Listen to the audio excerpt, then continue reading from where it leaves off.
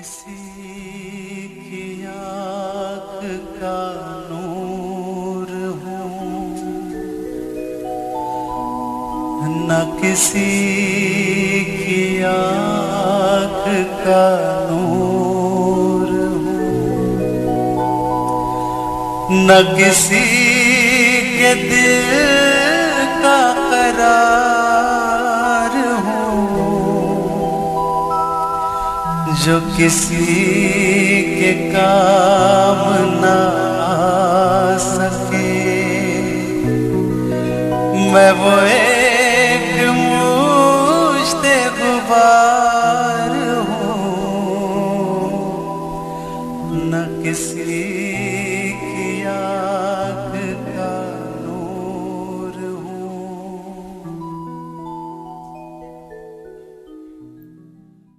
नमस्कार मित्रों, हिंदी पहचान चैनल में सबका स्वागत है। आज हम आपकी पाठ्यपुस्तक के बेटी के नाम पाठ पर चर्चा करेंगे।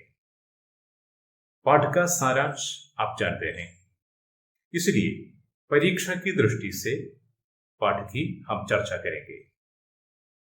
പ്ലസ് ടു പരീക്ഷയിൽ ഈ പാഠത്തിൽ നിന്ന് ചോദിക്കാൻ ചാൻസ് ഉള്ള 30 ചോദ്യങ്ങളും അതിൻ്റെ ആൻസേഴ്സ് എങ്ങനെ എഴുതണമെന്നുമാണ് ഈ വീഡിയോയിൽ ഡിസ്കസ് ചെയ്യുന്നത്। आप जानते हैं, बेटी के नाम दिल्ली के अंतिम मुगल बादशाह बहादुर शाह सफर द्वारा लिखा एक जवाबी पत्र है। किसी के पत्र के जवाब के रूप में लिखे पत्र को जवाबी पत्र कहते हैं।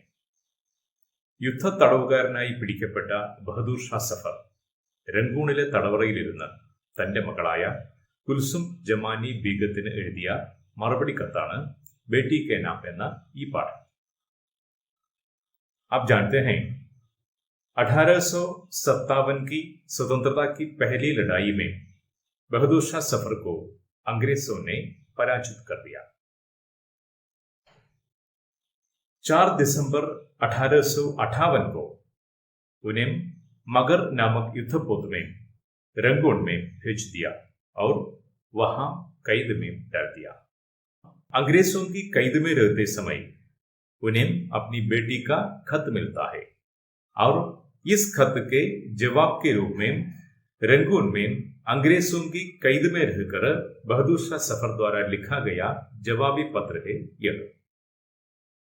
ഇവിടെ 1857, 1858 ഡിസംബർ 4 റംഗൂൺ, മഗർ എന്ന യുദ്ധക്കപ്പൽ, ഇതൊക്കെ ഓർമ്മയിലുണ്ടാകേണ്ടതാണ്। പരീക്ഷയിൽ ഡയറി, പത്ര, ആത്മകഥ, സമാചാർ, റപ്പട്ട് ഇങ്ങനെയുള്ള ചോദ്യങ്ങൾ ആൻസർ ചെയ്യാൻ ഇവ ഉപയോഗപ്പെടും। പ്ലസ് ടു പരീക്ഷയിൽ ഏതൊക്കെ തരം ക്വസ്റ്റ്യൻസ് ആണ് ചോദിക്കാൻ ചാൻസ് ഉള്ളതെന്ന് ആദ്യം നമുക്ക് പരിചയപ്പെടാം। डायरी, चरित्र चित्रण या चरित्रगत विशेषताएं, पत्र या जवाबी पत्र, वार्तालाप या संवाद, आत्मकथांश, रपट, संक्षेपण, पोस्टर, ശബ്ദാർത്ഥം का സഹി മിലാൻ, ഇതുകൂടാതെ 2 മാർക്കിന്റെയും 1 മാർക്കിന്റെയും ക്വസ്റ്റ്യൻസും ഉണ്ടാകും। ആദ്യം ഒരു ഡയറി എങ്ങനെ തയ്യാറാക്കണമെന്ന് നോക്കാം। देखिए, सबसे पहले हमें डायरी लिखने का एक पन्ना तैयार करना है। ആദ്യം ഡയറി എഴുതുവാനുള്ള ഒരു പേജാണ് തയ്യാറാക്കേണ്ടത്। ഇതൊക്കെ ചില ഡയറികളുടെ പേജുകളാണ്। ഓരോ പേജിലും ദിൻ, ദിനാങ്ക്, മഹീനെ കാ നാം, വർഷ് ഇതെല്ലാം പ്രിന്റഡ് ആയിരിക്കും। നമുക്കും ഇതുപോലെയുള്ള ഒരു പേജാണ് ആദ്യം വേണ്ടത്। ഇതാണ് നമ്മുടെ പേജ്। इसमें स्थान और समय भी हम जोड़ सकते हैं। ഇനി ഡയറി എഴുതി തുടങ്ങുകയാണ്। ഇവിടെ ശ്രദ്ധിക്കേണ്ടത്, ആരുടെ ഡയറിയാണോ നമ്മൾ എഴുതുന്നത്, സ്വയം നാം ആ വ്യക്തിയായി മാറുകയാണ്। അതുകൊണ്ട് തന്നെ ആ കഥാപാത്രത്തിന്റെ മാനസികമായ അവസ്ഥ ഉൾക്കൊണ്ടാണ് ഡയറി എഴുതേണ്ടത്। ചിലരെങ്കിലും ഡയറിയെ ഒരു സുഹൃത്തിനെ പോലെ കണ്ട് നമ്മുടെ എല്ലാ ദുഃഖങ്ങളും സ്വകാര്യതകളും തുറന്നു പറയാറുമുണ്ട്। അതുകൊണ്ട് തന്നെ പലരും ഡയറി എഴുതി തുടങ്ങുന്നതും ഇങ്ങനെയൊക്കെയാണ്। പ്രിയ സുഹൃത്തെ, അല്ലെങ്കിൽ പ്രിയ ഡയറി, ഈ ദിവസം അല്ലെങ്കിൽ ഈ സംഭവം എനിക്ക് മറക്കാൻ കഴിയുന്നില്ല, അതുമല്ലെങ്കിൽ എനിക്ക് എഴുതാൻ വാക്കുകൾ കിട്ടുന്നില്ല, ഇങ്ങനെയൊക്കെയാണ് പലപ്പോഴും ഡയറി എഴുതി തുടങ്ങാറുള്ളത്. അതായത് പ്യാരി ഡയറി, ആജ് കാ ദിൻ कैसे भूलूं मैं कुछ लिख नहीं पा रहा हूं, ഇങ്ങനെയൊക്കെ പലപ്പോഴും ഡയറി എഴുതി തുടങ്ങാറുണ്ട്. അതുകൊണ്ട് ഇങ്ങനെ ഒരു മോഡലിൽ നിന്നുകൊണ്ട് നമുക്ക് ബേട്ടി കേ നാം എന്ന പാഠത്തിലെ ഒരു ഡയറി തയ്യാറാക്കാം. നമ്മുടെ ക്വസ്റ്റ്യൻ ഇതാണ്: बेटी के आंसू ना माने बादशाह के मन को विचलित कर दिया, वे उस दिन की डायरी में इसका जिक्र करते हैं. बादशाह की डायरी तैयार करें. सहायक संकेत: परिवार वालों की सोच, दिल्ली वासियों के प्रति आकुलता, खत पढ़ने पर उत्पन्न दर्द. अब बहादुर शाह सफर की यह डायरी हम लिखेंगे. ആദ്യം അതിനായി നമ്മളൊരു പേജ് തയ്യാറാക്കുന്നു. അതിൽ ദിനാങ്ക് 20, മഹീനെ കാ നാം जनवरी, वर्ष 1860, दिन बुधवार, स्थान रंगून, समय रात 9 बजे. ഇതോടെ ഡയറിയുടെ പേജ് തയ്യാറായി. നോക്കൂ, ഇനി ബഹദൂർ ഷാ സഫർ ഈ പേജിൽ എഴുതുകയാണ്: प्यारी डायरी, आज का दिन कैसे भूलूं मैं कुछ लिख नहीं पा रहा हूं. बिटिया का खत मिला, बार बार पढ़ा, असल में वो एक खत नहीं था, आंसूनामा ही था. प्यारी बिटिया, तुम्हें देखने के लिए मेरा दिल तरस रहा है, मगर कैसे. हाय मेरे वतन, मेरे दिल्ली वासी, क्या हाल है. मेरा देश और देशवासी सब गुलाम है, फिर भी मुझे विश्वास है एक न एक दिन स्वराज्य सूर्य का उदय होगा. ये खुदा मेरे देश की रक्षा करे. बहादुर शाह सफर. देखिए, डायरी तो बस इतना ही है. याद रखिए, यहां जो डायरी प्रस्तुत की है ये केवल एक नमूना है. इसी प्रकार इस पाठ से संबंधित सभी डायरी आप लिख सकते हैं. ഡയറി എന്നത് തികച്ചും വ്യക്തിപരമാണ്. അതുകൊണ്ട് തന്നെ ഓരോ ഡയറിയും വ്യത്യസ്തവും വ്യക്തിപരവുമായിരിക്കും. അനുഭവങ്ങൾക്കും വികാരങ്ങൾക്കുമാണ് ഡയറിയിൽ പ്രാധാന്യവും. അതുകൊണ്ട് ഡയറി എഴുതുമ്പോൾ ചില കാര്യങ്ങൾ ശ്രദ്ധിക്കേണ്ടതുണ്ട്. പ്രധാനമായും അനുഭവങ്ങളെ സൂചിപ്പിക്കുക, അനുഭവങ്ങളെ ക്രമബദ്ധമായി അവതരിപ്പിക്കുക, വൈകാരിക സന്ദർഭം പ്രകടിപ്പിക്കുക, ആത്മാനുഭവങ്ങൾ പ്രകടമാകുന്ന ഭാഷ ഉപയോഗിക്കുക. ഇത്രയും കാര്യങ്ങൾ ശ്രദ്ധിച്ചാൽ ഓരോരുത്തർക്കും സ്വന്തമായി തന്നെ നല്ല ഒരു ഡയറി എഴുതുവാനും എഴുതിയത് ശരിയാണോ എന്ന് സ്വയം പരിശോധിക്കുവാനും കഴിയും. അടുത്തതായി നമുക്ക് ഒരു ചരിത്ര ചിത്രം എങ്ങനെ തയ്യാറാക്കാമെന്ന് നോക്കാം. हम जानते हैं इस पाठ का मुख्य पात्र है बहादुर शाह सफर, इसलिए बहादुर शाह सफर का चरित्र चित्रण हम यहाँ तैयार करेंगे. ഏതൊരാളുടെയും സ്വഭാവ സവിശേഷതകൾ നാം മനസ്സിലാക്കുന്നത് പ്രധാനമായും അയാളുടെ പ്രവൃത്തികളിലൂടെയും സംഭാഷണങ്ങളിലൂടെയുമാണ്. അതുകൊണ്ട് തന്നെ ബഹദൂർ ഷാ സഫറിന്റെ പ്രവൃത്തികളും സംഭാഷണങ്ങളും നമുക്കൊന്ന് പരിശോധിച്ച് നോക്കാം. ബഹാദുർ ഷാ സഫർ കह रहे हैं, 3 दफा सुनने के बाद भी दिल को करार नहीं आया. 3 പ്രാവശ്യം മകളുടെ കത്ത് വായിച്ചു കേട്ടിട്ടും മനസ്സിന് ഒരു സമാധാനവും കിട്ടുന്നില്ല. ഇവിടെ ബഹദൂർ ഷായുടെ എന്ത് സ്വഭാവ സവിശേഷതയാണ് നമുക്ക് മനസ്സിലാക്കാൻ കഴിയുന്നത്? നമുക്കറിയാം, തന്റെ കുടുംബത്തിനോടുള്ള അദ്ദേഹത്തിന്റെ സ്നേഹമാണ് ഇവിടെ കാണാൻ കഴിയുന്നത്. दूसरा स्थान पर वे कह रहे हैं, दिल्ली वाले मुझ रोते होंगे, वे क्या ये नहीं जानते कि मैं भी उनको रोता हूं. ഇവിടെ ദില്ലിയിലെ ആളുകൾ അദ്ദേഹത്തെ ഓർത്ത് വിലപിക്കുന്നുവെന്നും തന്റെ നാട്ടുകാരെ ഓർത്ത് അദ്ദേഹം ദുഃഖിക്കുന്നുവെന്നുമാണ് പറയുന്നത്. തന്റെ നാടിനോടും നാട്ടുകാരോടുമുള്ള ഭരണാധികാരിയുടെ സ്നേഹം ഇവിടെ പ്രകടമാണ്. और एक जगह पर अपनी बेटी की शादी और उससे संबंधित घटनाओं के बारे में वे याद करते हैं और ईद के अवसर पर कैद में उनसे मिलने के लिए आए लोगों को वे इनाम भी देते हैं. ഇവിടെയെല്ലാം തന്റെ നാടിനോടും നാട്ടുകാരോടും കുടുംബത്തോടുമുള്ള അദ്ദേഹത്തിന്റെ സ്നേഹവും അനുകമ്പയും ആത്മാർത്ഥതയും നമുക്ക് കാണാൻ കഴിയും. ഇത്തരം സംഭവങ്ങളെല്ലാം ചേർത്തുകൊണ്ട് നമുക്ക് ബഹദൂർ ഷാ സഫറിന്റെ ചരിത്ര ചിത്രം എഴുതാൻ കഴിയും. देखिए, बहादुर शाह सफर दिल्ली के अंतिम मुगल बादशाह है. वे अंग्रेजों की कैद में है. कैद में रहने पर भी उनके दिल में अपना देश, देशवासियों और परिवार से प्यार और लगाव है. परिवार से बिछुड़े रहने के कारण वे बहुत दुखी है. वे बहुत ही सहानुभूतिशील है.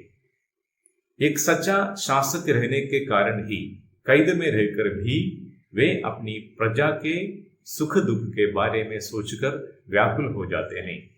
उनके पत्र में साहस और देश प्रेम की भावना मुखरित है.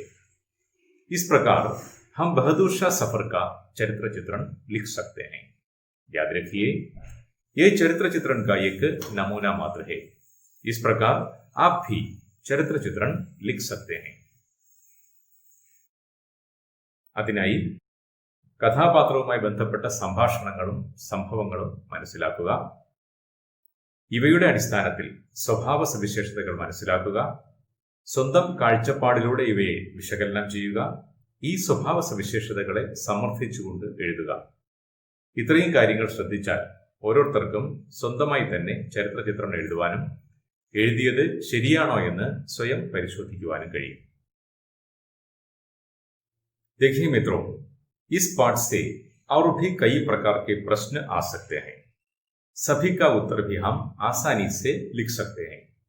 इसके लिए हमें पाठ से संबंधित सभी घटनाओं को याद में रखना है. कहने का मतलब है, पाठ का सारांश हमें अच्छी तरह याद रखना है.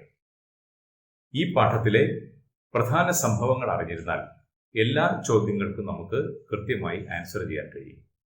ഇതിലെ പ്രധാന സംഭവങ്ങൾ എന്തൊക്കെയാണെന്ന് നമുക്കൊന്ന് നോക്കാം. 1857 की प्रथम स्वतंत्रता संग्राम में बहादुर शाह सफर को कैदी बनाता है. 4 दिसंबर 1858 को उन्हें मगर नामक युद्धपोत में रंगून भेज देता है. कैद में उन्हें अपनी बेटी कुलसुम जमानी बेगम का एक खत मिलता है. 1857 ഒന്നാം സ്വാതന്ത്ര്യ സമരത്തിൽ ബഹാദൂർ ഷാ സഫറിനെ തടവുകാരനായി പിടിക്കുകയും റങ്കൂണിലേക്ക് നാടുകടത്തുകയും ചെയ്തു. അവിടെ തടവിൽ കഴിയുന്ന അദ്ദേഹത്തിന് മകളുടെ ഒരു കത്ത് കിട്ടുന്നു. इस पाठ का सारांश इन 10 बिंदुओं में है. देखिए, ഈ പാഠത്തിൽ നിന്ന് ഓർത്തിരിക്കേണ്ട 10 കാര്യങ്ങൾ. बेटी का दर्द भरा खत पढ़कर बादशाह बहुत दुखी हो जाता है. बेटे द्वारा बादशाह बेटी को जवाब लिखवाता है. इसमें देशवासियों और परिवार वालों से अपना प्यार व्यक्त करता है. बेटी की शादी, बारात, लाल किला, पहरेदार, इन सब की याद करता है. कैद खाने में अपनी दयनीय अवस्था का चित्रण करता है. ईद के अवसर पर उनसे मिलने के लिए कुछ लोग आते हैं. उन लोगों को रत्नहार देने के अपराध में उनका खर्चा आधा कर देता है. बादशाह को शंका है कि यह खत अपने बेटी को मिलेगा या नहीं. इस बात पर उन्हें विश्वास है कि उनकी कब्र परदेश में ही बनेगी. जीते जी अपना देश वापस आने में उन्हें भरोसा भी नहीं है. മകൾ എഴുതിയ കണ്ണുനീരിൽ കുതിർന്ന കത്ത് വായിച്ചു കേട്ട ബഹാദൂർ ഷാ സഫർ മകനെ കൊണ്ട് മറുപടി കത്ത് എഴുതിക്കുന്നു. തന്റെ നാടിനോടും നാട്ടുകാരോടും ബന്ധുക്കളോടുമുള്ള സ്നേഹം ഇതിൽ പ്രകടമാണ്. മകളുടെ വിവാഹവും പഴയകാലത്തെ പ്രതാപവുമെല്ലാം ഓർക്കുന്ന അദ്ദേഹം തന്റെ ഇപ്പോഴത്തെ അവസ്ഥയിൽ വളരെയധികം ദുഃഖിതനാണ്. മുഗളന്മാരുടെ കൈവശം ധാരാളം രത്നങ്ങളുണ്ടെന്ന കാരണത്താൽ ബ്രിട്ടീഷുകാർ തടവുകാർക്ക് വേണ്ടി ചെലവാക്കിയിരുന്ന തുക പോലും വെട്ടിക്കുറച്ചു. ഈ കത്ത് മകൾക്ക് കിട്ടുമോ എന്ന കാര്യത്തിലും അദ്ദേഹത്തിന് ആശങ്കയുണ്ട്. തനിക്കിനി ഒരിക്കലും മാതൃരാജ്യത്തിലേക്ക് മടങ്ങിപ്പോകാനാകില്ലെന്നും തന്റെ മരണം വരെ ഇതേ തടവറയ്ക്കുള്ളിൽ കഴിയണമെന്നും തന്റെ ഖബറടക്കം പോലും വിദേശത്ത് തന്നെ ആയിരിക്കുമെന്നുമുള്ള ആകുലത പങ്കുവെച്ചുകൊണ്ട് അദ്ദേഹം കത്ത് അവസാനിപ്പിക്കുന്നു. ഇവിടെ ശ്രദ്ധിക്കേണ്ടത്, ഏറ്റവും പ്രധാനപ്പെട്ട ഈ 10 കാര്യങ്ങൾ മനസ്സിലാക്കിയിരുന്നാൽ ഈ പാഠത്തിൽ നിന്നുള്ള ഏത് ക്വസ്റ്റ്യനും നമുക്ക് ആൻസർ ചെയ്യാൻ കഴിയും. ഈ പാഠത്തിൽ നിന്ന് പരീക്ഷയിൽ ചോദിക്കുവാൻ ചാൻസ് ഉള്ള മറ്റ് ചോദ്യങ്ങൾ ഏതാണെന്ന് നമുക്ക് നോക്കാം. यह पाठ किस विधा का अंश है? बेटी के नाम नामक पाठ एक जवाबी पत्र है. यह जवाबी पत्र किसने लिखा? यह पत्र दिल्ली के अंतिम मुगल बादशाह बहादुर शाह सफर द्वारा लिखा गया है. पत्र किसको लिखा? बहादुर शाह सफर ने अपने बेटी कुलसुम जमानी बेगम के नाम पर यह पत्र लिखा है. यह पत्र कब और कहां लिखा? रंगून में अंग्रेजों के कैद में रहकर ही बादशाह ने यह पत्र लिखवाया. बादशाह को बंदी बनाकर किस जहाज में रंगून भेजा? मगर नामक युद्धपोत में रंगून भेजा. सम्राट की बेटी की बारात की आगवानी के सेहरे किन्होंने लिखे? गालिब और जौक ने. गालिब और जौक कौन थे? गालिब और जौक बहादुर शाह सफर के दरबारी कवि थे. अब बादशाह कहाँ है? वहां की अवस्था कैसी है? अब बादशाह रंगून में अंग्रेजों की कैद में है. वहां लकड़ी के पुराने मकान में है जो बरसात में टपकता भी है. ईद के अवसर पर जेल में आए लोगों को बादशाह ने क्या दिया? बादशाह ने मलिका का एक हार इनाम के रूप में दिया. कैदियों का खर्चा किसने आधा कर दिया? कैदियों का खर्चा अंग्रेजों ने आधा कर दिया. खत क्या भेजा मेरी जान आंसूनामा था. बेटी का पत्र सुनकर बादशाह की आंखें आंसुओं से भीग गई.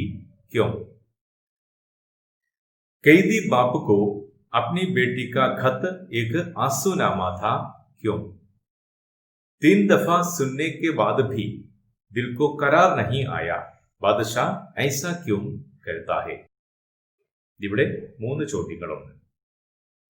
बादशाह अपने परिवार वालों से बहुत प्यार करते हैं. बाप और बेटी दोनों अब कोसों दूर है. कैद में बेटी का जो पत्र उन्हें मिलता है उसमें बाप और भाइयों के प्रति बेटी का प्यार प्रकट हुआ है. यह पढ़कर बादशाह को बीते दिनों की याद आता है जो अब वेदना बन गया है. इसलिए बादशाह विचलित होकर इस प्रकार कहता है. दिल्ली वाले मुझको रोते होंगे, मैं भी उनको रोता हूं. शासक का कौन सा गुण यहां प्रकट होता है? മറ്റൊരു ചോദ്യം കൂടിയുണ്ട്. मैं तो जिंदा बैठा हूं, वे तो बिना आए मौत मर गए. बादशाह के इस कथन का क्या तात्पर्य है? ഒരു ചോദ്യം കൂടി. दिल्ली वाले मुझको रोते होंगे, मैं भी उनको रोता हूं. बादशाह ऐसा क्यों कह रहे हैं?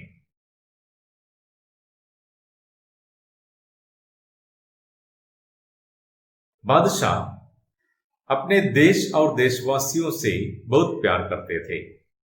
कैदी होने पर भी वे अपने लिए जान कुर्बान करने वालों की याद करते हैं.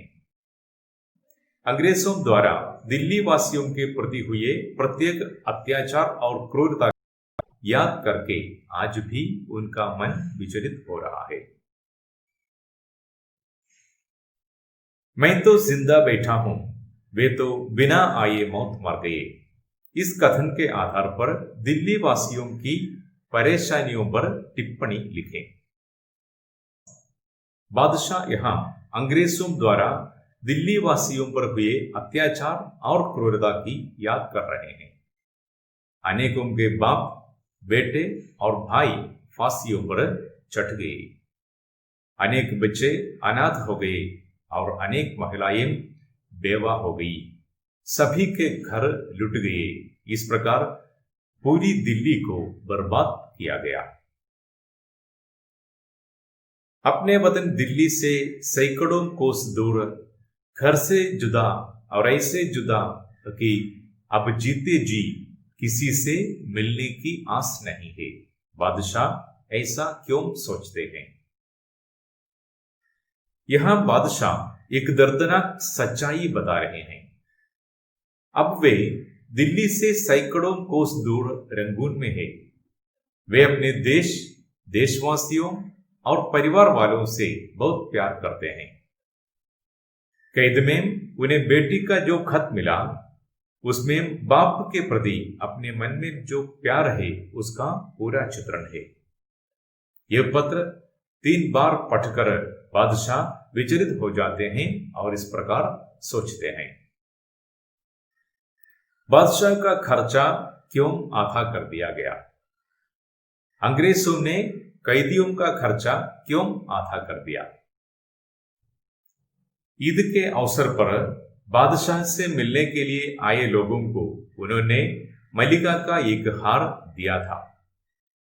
यह जानकर अंग्रेजों ने सोचा कि इन मुगलों के पास जवाहरात बहुत अधिक है, इसलिए कैदियों का खर्चा आधा कर दिया गया। ये खत तुमको मिलेगा भी या नहीं? बादशाह ऐसा क्यों सोचता है?